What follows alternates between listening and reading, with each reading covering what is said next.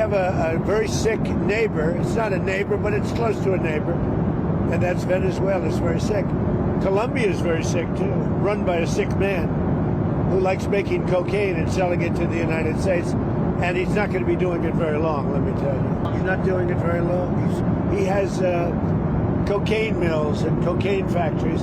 He's not going to be doing it very long. So there will be an operation by the U.S. and it sounds good to me. Yeah. You know why? Because they kill a lot of people. William Ruto, hii maneno ya Venezuela, mbona umekimya hivi wewe hujazungumzia? Hii ni kitu ya kawaida kweli? Eti president anakujiwa, Trump anabeba president wa nchi akiwa bado na military, amezaraundiwa na military, mpaka military inaangalia venye anabebwa hivi tu na ananyamaza. Watu wananyamaza hapo as if nothing happened. President na bibi yake, yani first lady na rais wanabebwa mbele ya military. So amebebwa kama kitu kidogo akapelekwa pale. Uone kama hii ni warning kwa East African countries zote. Ruto, nafikiria lazima mumeongea na Museveni. Umepigia Museveni kweli? Umepigia akina Bashir huyu upande mwingine? Umeongea na mama hapa Tanzania? Hizi kitu ya kawaida. Ndio naambianga watu wengi hapa, mambo ya kujipiga kifua sababu ya mamlaka nini na nini na nini inaweza ibisha. Kuna kitu kingine hapa imenishtua kwa hii scenario. It's Venezuelans, yani wananchi wa Venezuela are celebrating. They are just enjoying the music. Eti kubebwa kwa rais wao, wanaimba kwa ma streets wakishangilia. Can you imagine if it is Kenya? Sasa wamekukujia wewe Ruto. Trump amekubeba mbele ya military. Kenya itamon, Kenya itahuzunika ama watu watasherekea? I don't know what people will say in the comment section, but it is so worrying. Ujue ni vizuri kutengeneza uhusiano na wananchi. Najua kama wananchi wa Venezuela ni wangejitokeza hapo wa come out wa protest in defense of their president, sasa hivi hata hiyo kilio ingekuwa imesikika labda. Lakini sasa wanasherekea. Trump anatingiza kichwa. I've saved you.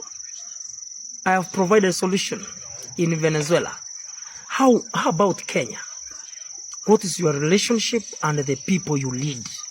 Will they stand for your defense at any time in such a crisis? So look at it. So Indian tunasemanga, power is transient. Can it be terminated any time? It's just temporary. Make good friendship with the people you lead. Sasa unaona hiyo kitu imefanyika hapo. Unasikia tena venye Gachagua wamefungua ukurasa nyingine hapa. Nasema kuna ile pesa iko Minnesota. Ile ilikuwa ikuje kusaidia hawa watu walemavu, the disabled. Alafu imesemekana kuna nyumba nyingine iko hapo Isili. Umesikia hiyo maneno? Kuna nyumba nyingine hapo Isili ya another business person. Wamesema hiyo nyumba, huyo jamaa yeye alipata hiyo pesa ikapitia kwake ndio ikafika kwa deski yenu nyinyi, mkatumia hiyo pesa kufanya kampeni ya UDA. Hiyo ni maneno ya Rigathi Gachagua, si yangu. Hiyo pesa mkatumia kuchapa kampeni za UDA. Alafu unasikia huyo jamaa anapangiwa kukujiwa. Tena Gachagua amesema eti serikali yako na court they are partnering kublock wapeane court orders ndio watu wasikuje kubebwa. Na amesema Trump usifuatilie mambo ya hizo court orders. Kuja hapa wabebe. Enda na wao. Unasikia? Na nilikuwa nafikiria amewapatia notice ya 1 month. Sasa amesema as soon as this week. Hao ndio viongozi tuko nao hapa Kenya. So uelewe the level at which you don't have relationship with the people and the partners at work. Hiyo ni story nyingine inaanza kuchambuliwa kwa siasa sasa hivi tukisonga mbele. So hiyo mambo ya Venezuela ikilinki na Kenya, ilinki Tanzania, hapa kuna maneno iko hapa katikati. So mimi nimesema ni kuangalia, nimeangalia, it's just a political observation kama Ndruchi. Alright Kenyans. President of Kenya William Samoei Ruto has taken a very sharp turn kupigana watu ambao wamo katika biashara ya ulanguzi wa dawa za kulevya. Na amechukua mkondo huu haraka sana. Mpaka mtu unashindwa, unajiuliza maswali mengi. How comes has he taken this turn so sharply? Alright? Kwanza alisema kwamba ukipatikana ukisafirisha madawa, basi tutachukua gari yako kisha tutalifanya liwe la serikali. Alright? Akasema kwamba tutabadilisha sheria ili iwadhibiti wale ambao wamo katika biashara ya ulanguzi wa madawa za kulevya. Hivyo basi ukipatikana ukiwa katika biashara ile unauza dawa za kulevya kama cocaine, heroin na pia hata bangi, basi utanyongwa. Alivyosema kuwa atabadilisha sheria, kumaanisha sheria ambayo ilikuwa hapo mbeleni haikuwa inawadhibiti vikali watu ambao walikuwa wanafanya ulanguzi wa dawa za kulevya, ambao walikuwa katika biashara ile. Na Riggy G ama Gachagua akatuambia kwamba ili tujue kwamba uko serious kufanya yale maneno, unataka kabisa kuonekana kwamba unapigana dawa za kulevya na unapigana kabisa ili kujionyesha kwamba wewe ndiye kiongozi unayestahili na unapigana vizuri na ile biashara, basi watoe hao ministers wawili ambao wamo katika serikali yako kwanza, ndio tujue uko very serious about it. Na wengine wetu tulichukulia mzaa tukasema kwamba ni kama Riggy G alikuwa madawa pia yeye, kwa sababu wengi wetu ama wengi wa watu hawaamini bado Gachagua, na wanasema kwamba trust Gachagua or not even trust, ignore Gachagua at your own risk. Na watu wengine tu wanamuignore tu until I knew that this thing is very serious. Mbona Kasongo alichukua huu mkondo haraka hivyo? Kumbe Donald Trump ameamua kwamba atapigana na watu ambao wanauza hard drugs. Kama upo ama uko katika biashara ile ya ulanguzi wa madawa za kulevya kama cocaine, heroin na madawa mengine ambayo hayakubaliki, basi jua anakukujia wewe mwenyewe. Right? And this imeenea sana, ama this a debate ambayo imeblow up sana hapa mnet. Donald Trump amesema vizuri, I have a very sick neighbor. Right? Not even a neighbor but somebody who is karibu na my neighbor. That is Venezuela. Akasema kwamba there is another neighbor, right, who is very very sick. And who is that? Colombia. Akaulizwa na mwanahabari ambaye alikuwa hapo, akaambiwa kwamba, and what do you think about Colombia? Will you have to rescue? Yeye hakujibu kwamba atamuendea ama atamfanyia nini, lakini alimjibu mwanahabari huyo na kumwambia kwamba vile ambavyo umesema inakaa iko hivyo. What's your take on that? Alright?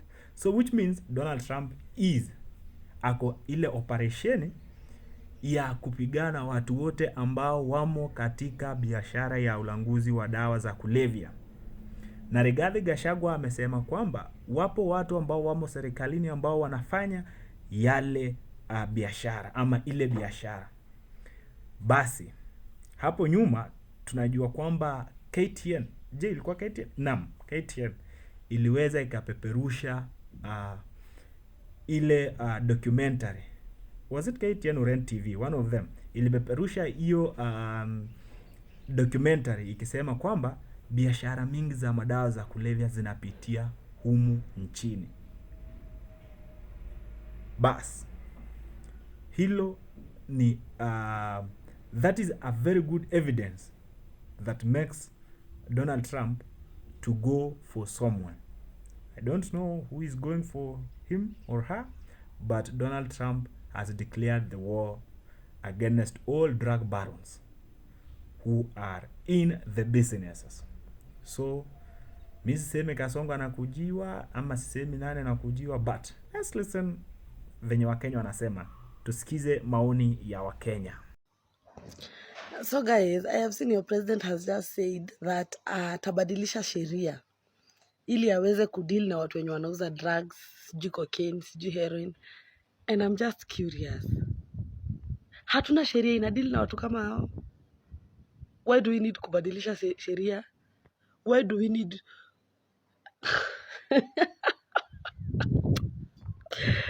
oh my God, I try to understand this man, but every time he just proves me right. He's just like, you can't understand me. Where's he get? Why do we need kubadilisha sheria? We have stayed in this country with independence for over 50 years. Na hatuna sheria inadili na drug dealers. No, we can't be that slippery as a nation. Anyway, one time doing that, so kindly follow me on Instagram and Facebook. Follow my backup account. Also, follow the round table on all social media platforms. I will tag our TikTok page hapa kwa caption. And be sure to register support if you haven't. Na ninawapenda sana. Umeona president wa Venezuela ameshikwa na US na Trump. Hivyo ndo tutashika Ruto, tumpeleke US. Hello. I think the reason why President William Samoei Ruto is suddenly sounding so clever and interested in this war on drugs and alcohol is simply ile siku alikuwa ameenda US, Trump alimwambia, "Wemse, I know your coastal line is being used for shipment of this matakataka drugs manini, and if you're not going to do anything about it, nenda kufanyia kitu president of Venezuela and you're going to be next." Then juzi akaona a whole sitting president akikuwa kidnapped kwa country yake na kupeleka US, akajambia could never be me. It could never be me. And that's why right now he's sounding so tough, giving us fancy speeches how he's going to form this task force that is almost similar to the anti-terrorism unit. And I'm like, okay. I wish you put the same energy, Mr. President, to fighting corruption. Tutakuwa mbali sana. Hii kwenda Singapore, unajua lazima vitu ziandamane na maneno. As in, I genuinely wish whatever he said is what was actually being translated in terms of work being done. Because tunaweza kuwa mbali sana as a nation.